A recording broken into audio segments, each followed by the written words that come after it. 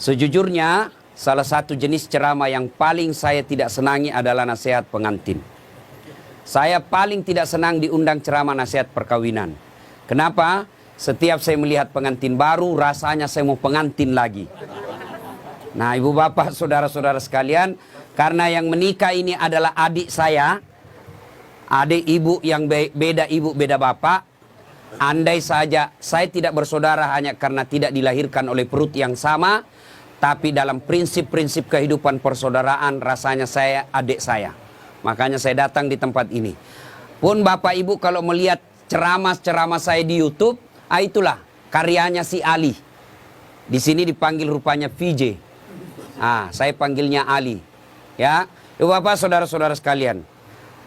Kesempatan ini saya ingin sampaikan beberapa nasihat. Bukan nasihat ustadz, tapi nasihat agama. Yang pertama, kedua mempelai. Menikah, luruskan niat. Umumnya anak muda menikah, dia bayangkan tempat tidur. Kalau tempat tidur kau bayangkan untuk menikah, maka siap-siap kau kecewa. Kenapa? Nikmatnya itu hanya sementara. Begitu sebentarnya yang namanya tempat tidur, maka disebut bulan madu. Tidak dikatakan tahun madu. Karena sebentar saja. Maka Nabi katakan nikahilah seseorang karena 4 hal. Yang pertama, nikahi kalau dia laki-laki, Ali, nikahi dia karena kecantikannya. Ini penting cantik. Kenapa? Hampir 24 jam di depan kita. Baru bangun dia. Mau tidur dia lagi di depan kita. Mau makan ada lagi nih di depan kita. Pulang kantor dia lagi. Jadi kalau jelek, cepat kita bosan. Maka penting itu cantik. Ternyata cantik tidak boleh menjadi ukuran utama. Kenapa?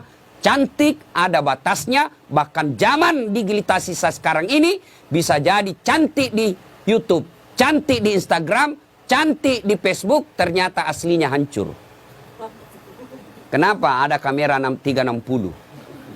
Putih mukanya, hitam lehernya. Cantik memang dia kalau di Facebook, tapi ketika diketemu aslinya jelek. Maka kecantikan ada batasnya. Okelah original kecantikannya. Sweet 17 kok cantik, 20 tahun kok cantik, 17 tahun kok cantik, tapi balik itu angka 17. 71 masih cantik, enggak lagi. Biar kau pakai dandanan apa, kalau sudah keriput hancur itu cantiknya. Ya, yang kedua kata Nabi, nikahilah dia karena keturunannya. Wajib kita lihat keturunannya. Tapi ternyata tidak boleh jadi prioritas. Kenapa? Ada orang bapaknya Nabi, anaknya pengkhianat. Anaknya Nabi Nuh. Ada orang bapaknya pengkhianat, anaknya jadi Nabi, Ibrahim alaihissalam. Boleh melihat keturunannya, tapi tidak boleh menjadi prioritas. Kenapa? Karena ada orang bapaknya ulama, anaknya jadi penipu. Yang ketiga kata Nabi, nikahilah seseorang karena kekayaannya. Penting ini kekayaan. Itulah orang Bugis katakan, komelo komak bene, mita ko irong kayu mau decengi. Kalau kau mau menikah, lihat kamu apa yang kamu bisa hidup di situ. Tapi ternyata tidak boleh jadi prioritas. Kenapa? Harga diri seorang laki-laki, jangan kau gantungkan hidupmu sama mertuamu. Insyaallah kalau orang Bugis tidak. Bapak saya sempurna sampaikan kepada orang tua mempelai, insya Allah bapak tidak dikecewakan oleh saudara Ali. Setahu saya yang selihat secara kasat mata, langka juga laki-laki seperti Ali. Punya prinsip hidup, jujur, dan jangan coba-coba kalau mau dibilang bohong, insya Allah tidak akan bapak temui di situ. Prinsip hidup yang paling penting bagi laki-laki adalah tegas. Ketika dia punya ketegasan, punya prinsip hidup, insya Allah anaknya bapak akan dilindungi. Yang keempat, kata Nabi, nikahi karena agamanya. Bertanya mahasiswa saya di Unhas, Ustadz kenapa agama nomor 4? Mestinya kan nomor 1. Jangan salah paham. Agama betul nomor 4, tapi dia tidak titik di situ. Koma.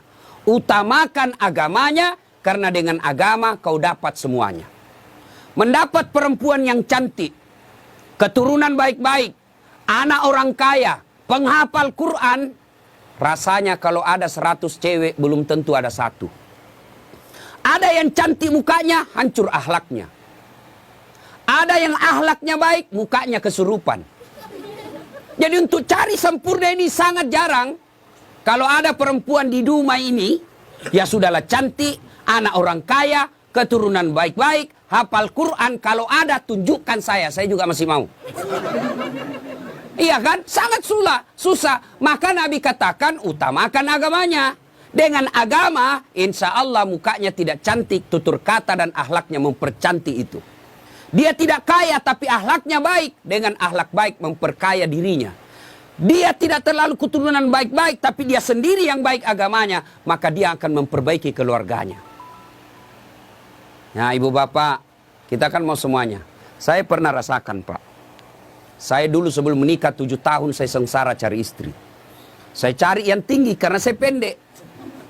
Begitu saya dapat cewek cantik, putih, bersih, tinggi. Saya bilang sama teman saya, enaknya jadi istri ini memperbaiki keturunan.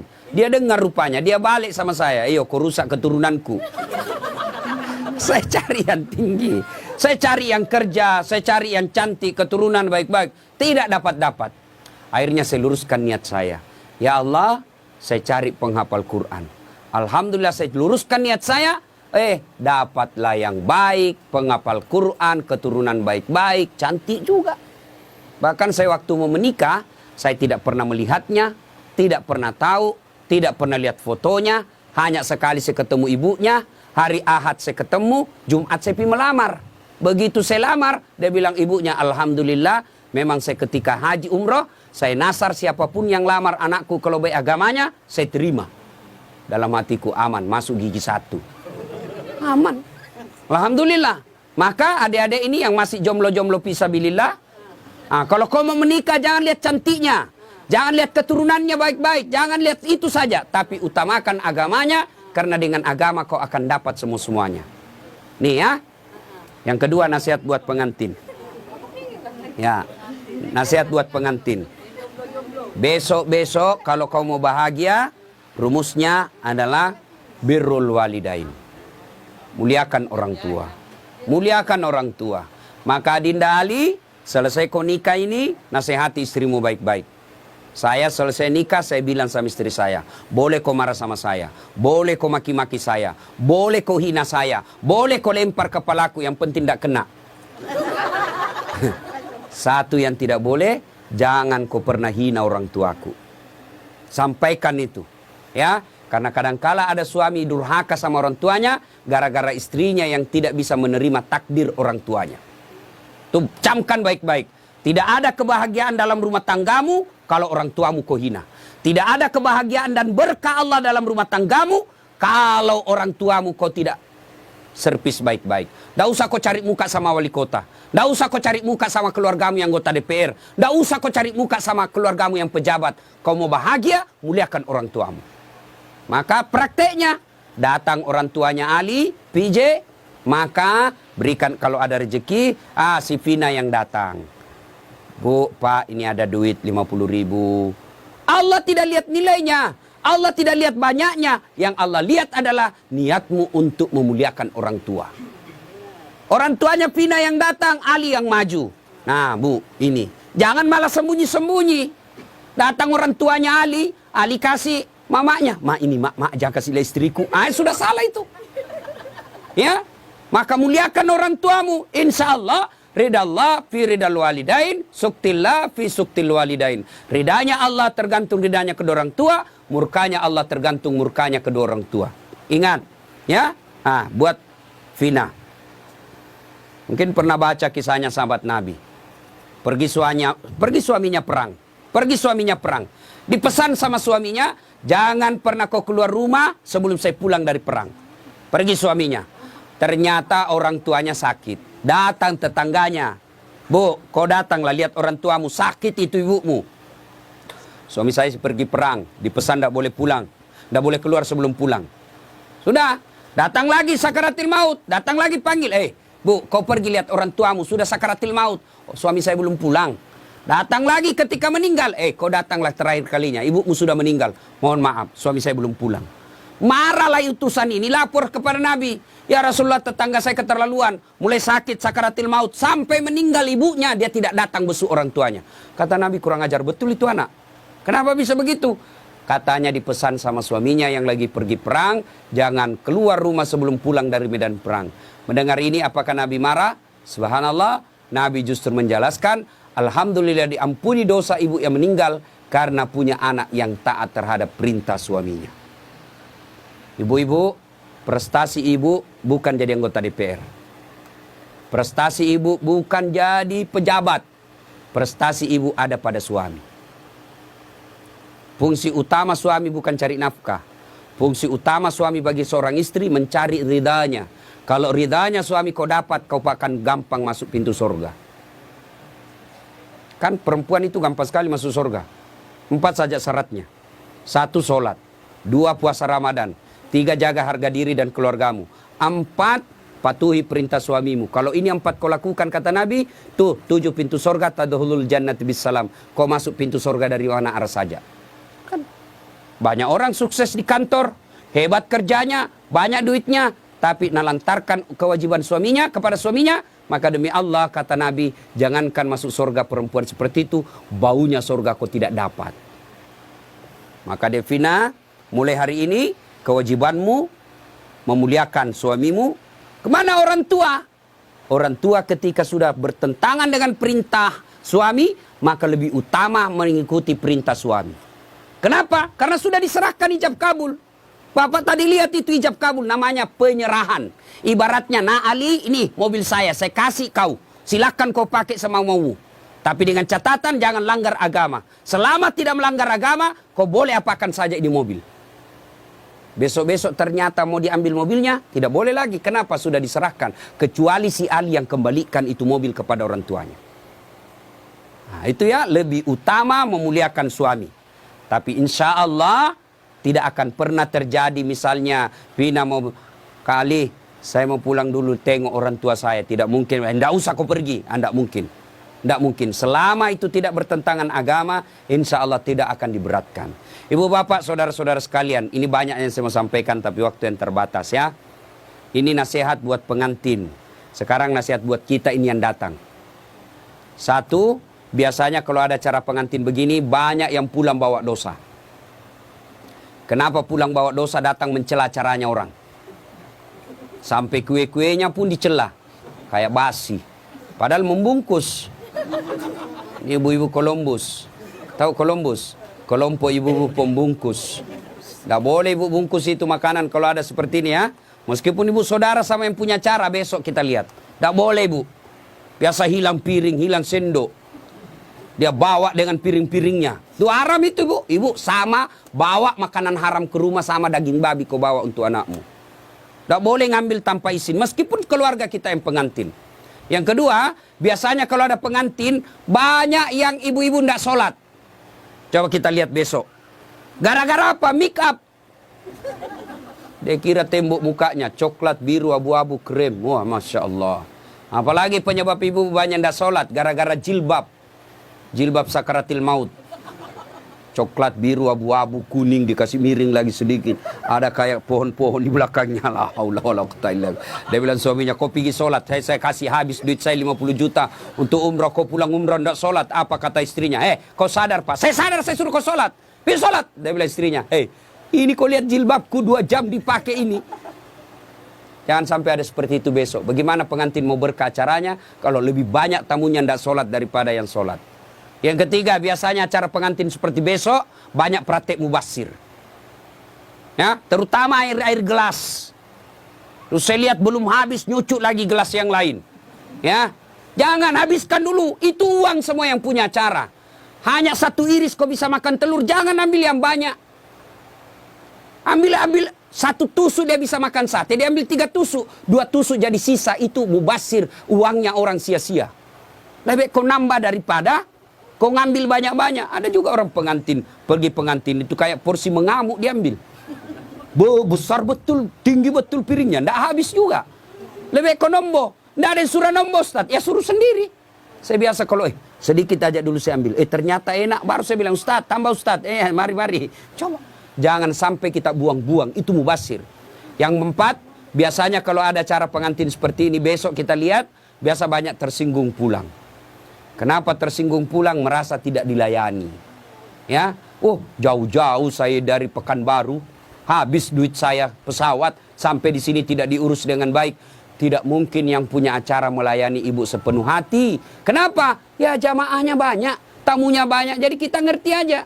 Sampai ada yang pulang ngambek, nggak mau lagi saya ke sana. Kenapa? Setengah mati saya jauh-jauh, pakai baju baru, nggak kena syuting. Gara-gara syuting dia ngambek. Nah, ibu bapak, saudara-saudara sekalian.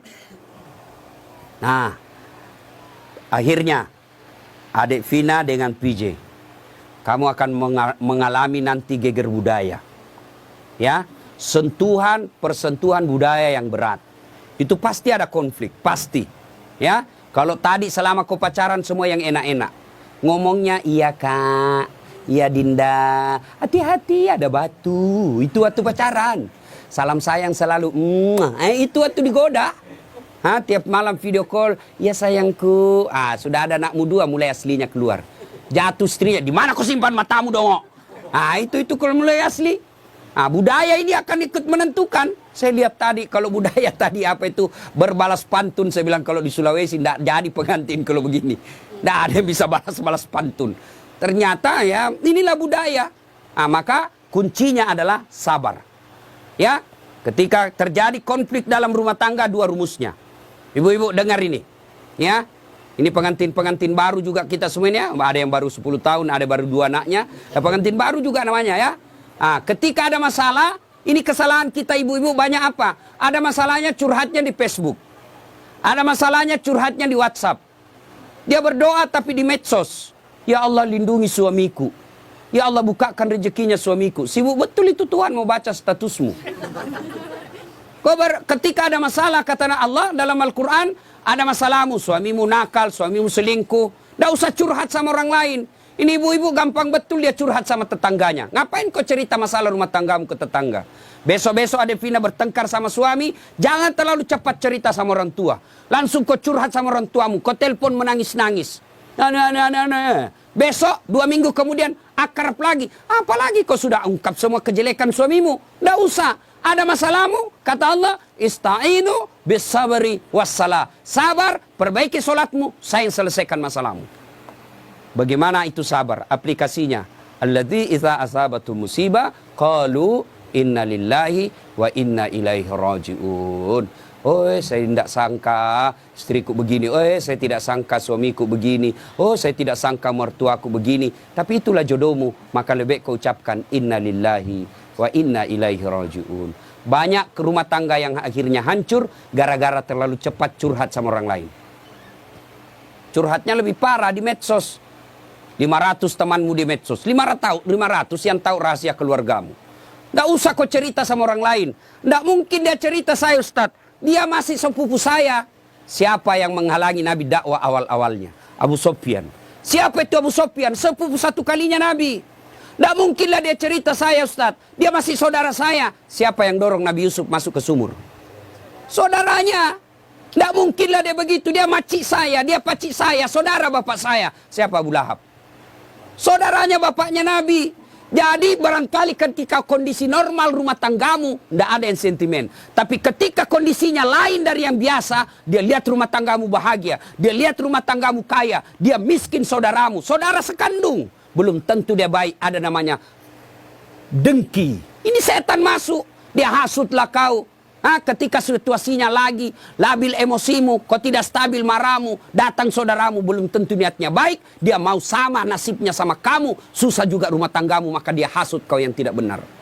Maka ada masalahmu jangan curhat sama manusia, tidak usah, lebih kau curhat kepada Allah, bangun sholat tengah malam, ngadu kepada Allah. Termasuk ibu-ibu nih, yang sudah mulai tua, muka-muka sakaratil maut, suami mulai lain-lain, tidak usah kau curhat sama orang lain, curhat kepada Allah. Ya Allah, Engkau yang memelihara suami saya. Ya Allah, lindungi suami saya. Ya Allah, bahagiakan rumah tangga saya. Allah sudah janji, ud'uni astajib lakum. Minta kau sama saya, pasti saya kasih. Itu janji Allah. Ya, maka ibu-ibu, saya yakin di sini semua punya ada ke rumah tangga yang tidak ada masalahnya? Kira-kira ada rumah tangga yang tidak ada masalahnya? Tidak mungkin. Jangankan manusia biasa, Nabi saja ada masalahnya. Dalam rumah tangga, dalam struktur keluarga, Nabi diusir. Diusir dari Mekah kan, hijrah ke Madinah. Siapa yang usir? Bukan orang lain. Siapa? Pamannya sendiri. Dalam ekonomi, apa Nabi kaya? Tidak, Khadijah tadinya kaya, miskin setelah bersuamikan Rasulullah. Sampai dijelaskan pernah 3 hari 3 malam tidak makan. Itu Nabi. Dalam kesetiaan rumah tangga, Nabi pernah diuji dengan kesabarannya. Dengan cara apa? Aisyah difitnah selingkuh. Itu Nabi, apalagi kita. Ada yang bilang sama Ustaz, hebat betul rumah tangganya. Kenapa? Bahagianya rumah tangganya. Kenapa kau tahu? Itu foto-fotonya di Facebook, romantisnya. Ya itu foto di Facebook berapa menit kita bisa bikin. Bodoh itu namanya kalau bertengkar dia share di Facebook. Beleng-beleng namanya itu. Tak mungkin lah, semua yang baik-baik. Maka begitu ada masalah, ista'inu bis-sabri was-shalah. Sabar saja. Yang kedua, perbaiki sholat. Nah, ini sholat yang jadi masalah. Ya. Apalagi kalau pengantin baru, subuh terutama. Allah kasih toleransi. Tapi sekarang sudah modern, Pak. Ada air hangat, ada air sudah. Tidak seperti pengantin baru dulu kan. Rumah tidak ada kamarnya. Tamu 1 minggu baru pulang. Bingung kita, Pak. Mau cari kamar tidak ada. Malu-malu lagi. Kamar mandinya dibawa pula. Mau mandi dilihatnya orang basah kepala, tidak enak. Sekarang aman, 1 kamar sudah ada kamar mandinya di dalam. Pun kalau kenapa malu, kenapa mesti malu? Ini sudah halal. Ya, nah ibu bapak, saudara-saudara sekalian, banyak yang ingin saya sampaikan tapi waktu yang terbatas. Ada yang saya lupa satu lagi. Adinda Ali, besok-besok kalau marah jangan gampang bilang talak. Ini dengar semua laki-laki. Ya, marah jangan gampang bilang talak. Misal kau bertengkar langsung kau bilang, saya talak kamu. Jatuh talak 1. Artinya masih boleh campur. Damai malamnya masih boleh campur. Tapi ketika kau bilang, saya talak kamu. 5 menit kau banting pintu, saya talak kamu. Jatuh talak 2. Artinya, kamu tidak boleh campur sebelum nikah ulang. Panggil 2 saksi, ibu bapaknya, ada mahar, ijab kabul, baru boleh campur. Nikah ulang. Kalau kau tidak nikah ulang campur, sama hukumnya kau berzina. Bagaimana kalau dia saya talak kamu? 5 menit kemudian saya talak betul kau. Keluar dari rumahnya dia banting pintu, saya talak kau cilaka. Jatuh talak 3. Artinya apa? Harus cerai dulu baik-baik. Lalu dia nikah dengan dia menunggu 3 bulan, lalu menikah dengan laki-laki lain. Ternyata tidak cocok, dia cerai dengan laki-laki tersebut. Kau harus menunggu lagi 3 kali haid, baru kau nikah kembali. Hati-hati bilang talak. Bagaimana kalau perempuan bilang talak? Talaka, talaka, talaka, talaka, talaka, talaka. Biar sampai di atas pantatnya. Kenapa? Kenapa hak talak ada pada laki-laki, bukan sama perempuan, ya? Maka bapak ibu yang gampang-gampang, ibu bapak-bapak yang gampang marah, jangan kau gampang bilang talak. Marah bagaimanapun jangan bilang talak. Kalau dia bilang istrimu, antar, kasih kembali saya ke rumahku. Oke, saya kembalikan kau ke rumahmu, saya ikut ke mertuaku. Anda jangan masalah seperti itu ya. Besok-besok Ali cari harta, jangan menghalalkan segala cara. Tapi insya Allah, saya tahu betul ini PJ atau Ali sangat disiplin dalam soal halal atau haram. Insya Allah. Demikian, mudah-mudahan ada manfaat. Sebelum kita akhiri, mari kita kirimkan suratul Fatihah kepada Rasulullah Muhammad SAW. Khasiat dan keutamannya kita ikhlaskan untuk kedua mempelai. Mudah-mudahan menjadi keluarga sakinah mawaddah warahmah, diperkumpulkan bukan cuma di dunia, tapi insya Allah sampai di akhirat kelak. Bila hadatin Nabi Mustafa Muhammad SAW. Al-Fatihah. Bismillahirrahmanirrahim.